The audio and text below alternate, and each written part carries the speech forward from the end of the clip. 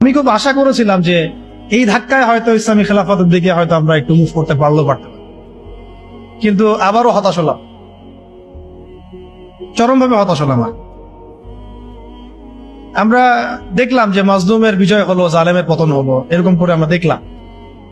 ইতিহাসে হয়েছে, ফেরাউন ধ্বংস হয়েছে, নমরুদ ধ্বংস হয়েছে, কিন্তু আমরা যেন ওই ফেরাউনের কবল থেকে নিষ্কৃতি প্রাপ্ত ওই উদ্ধত বনু ইসরায়েলের মতো হয়ে না যায় আবার।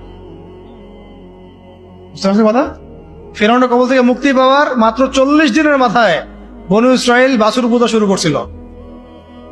কত দিনের মাথায়?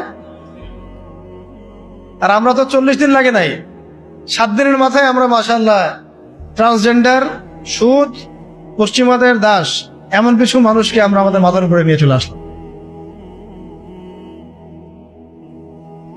আল্লাহ আমাদেরকে বোঝার তৌফিক দান।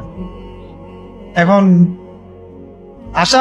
আমরা আশা করছিলাম যে এই মুভমেন্ট গুলোর মধ্যে দিয়ে হয়তোবা, যেহেতু এখানে ওলামায়ে কেরাম সম্পৃক্ত ছিলেন, বড় বড় সংগঠনগুলো সক্রিয় অংশগ্রহণ করেছেন, কেউ বলেছেন, কেউ লিখেছেন ইত্যাদি, এবং ছাত্র জনতা সবাই আমভাবে ছিলেন, হয়তোবা তাদেরকে বোঝানো যাবে যে ইসলামিক বিষয়গুলো বাস্তবায়ন করা এটাই মুখ্য সময়। তা আমরা আবারও হতাশ হলাম।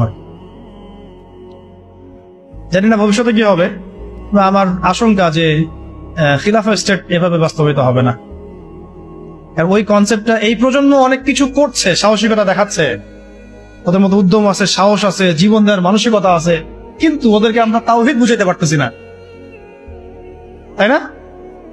ওরা দেশপ্রেমে করতেছে, জালেমের বিরুদ্ধে দাঁড়াচ্ছে, জালেমের বিরুদ্ধে দাঁড়ায় গেছে, তারা দেশপ্রেমের চেতনায় লালন করতেছে, অন্যায় সহ্য করতেছে না, সাহস দেখাচ্ছে, ওদের বুদ্ধি আছে, ওদের মাশাআল্লাহ ওদের ডেডিকেশন আছে, সবকিছু আছে। তাওহীদ বুঝাতে পারছি না আমরা যে এই কাজগুলো করতে হবে আল্লাহর জমিনে, আল্লাহর হুকুম কায়েমের জন্য, আল্লাহর জমিনে গণতন্ত্র কায়েম করার জন্য না, আল্লাহর জমিনে এই তথাকথিত জাতীয়তাবাদ আর ধর্মনিরপেক্ষতা কায়েম করার জন্য না। এই ডেডিকেশন গুলোই দরকার আমাদের আল্লাহর জমিনে খিলাফা কায়েম করার জন্য। এই মেসেজটা আমরা ইয়াং জেনারেশনকে দিতে চাই বা দেয়া উচিত। এইটার জন্য আমাদের সবার কথা বলা উচিত, কারণ আমার বিশ্বাস এদেরকে তারা হবে ইনশাআল্লাহ।